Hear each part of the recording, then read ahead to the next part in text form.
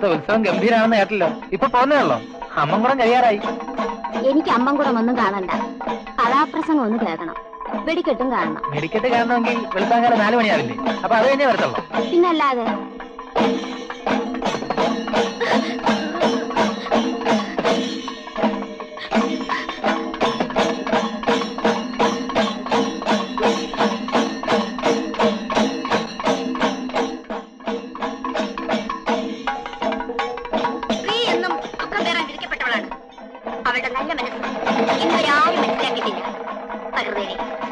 എന്റെ വനിതയെ നോക്കൂ, ഒരു തെറ്റും ചെയ്യാത്ത, ഒന്നും അറിയാത്ത അവളെ രക്ഷിക്കാൻ അവളുടെ വിക്രമൻ വരില്ലേ?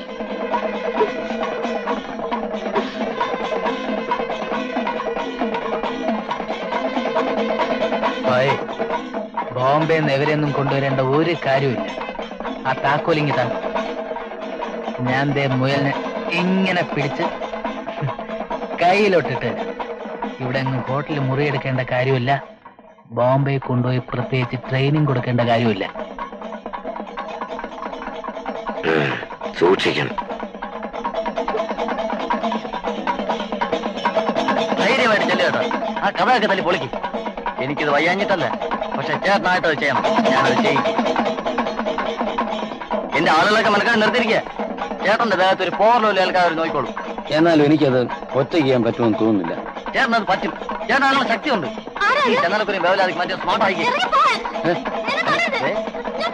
അമര അത് എറിയിക്കേ. ഞാനിവിടെ നനങ്ങുന്ന പ്രശ്നമേ ഇല്ല. ചേട്ടൻ ചെല്ല്.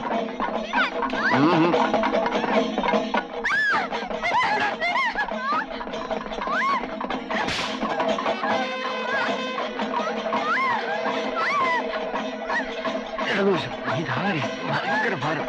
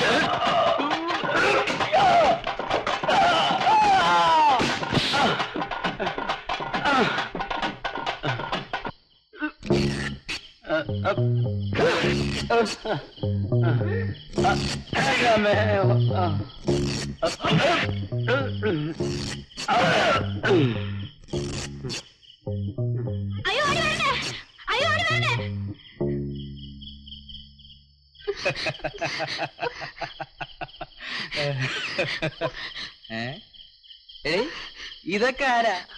അശോകവനത്തിലെ സീതയെ രക്ഷിക്കാൻ വന്ന കുരങ്ങന്മാരാണ്. അല്ലല്ലോ, ഇതൊക്കെ പിച്ചക്കാരന്മാരല്ലേ? തെണ്ടികള്, ചെറ്റകള്. അയ്യോ, ഇതാരാ ചൂലുമായിട്ട് റിവോൾവർ റീത്തയാ?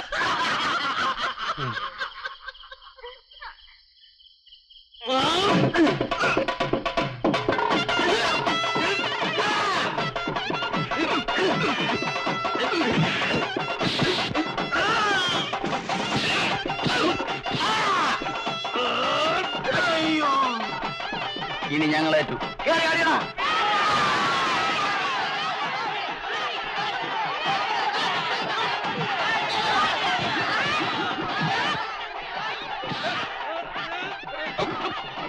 നമ്മുടെ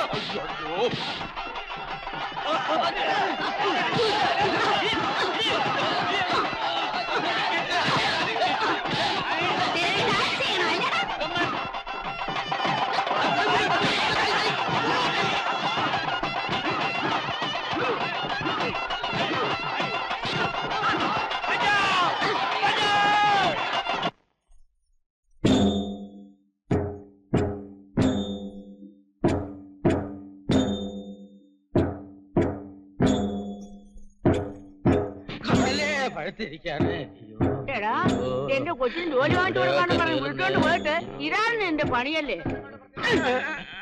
വെടിക്കെട്ട് ആരംഭിക്കാൻ പോവുകയാണ്. എല്ലാവരും പടിഞ്ഞാറ് ഭാഗത്തേക്ക് മാറി നിൽക്കാൻ അപേക്ഷിക്കുന്നു.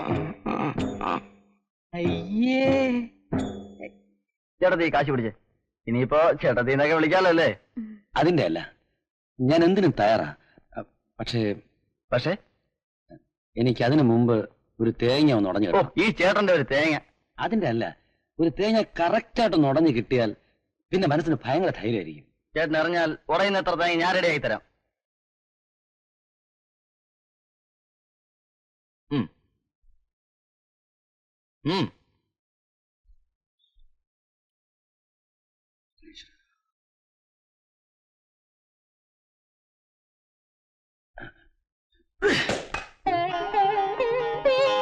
പൊട്ടിയില്ലേ? ഇനി എല്ലാം മംഗളമായിരിക്കും. ധൈര്യമായിട്ട് മുമ്പോട്ട് പോകണം.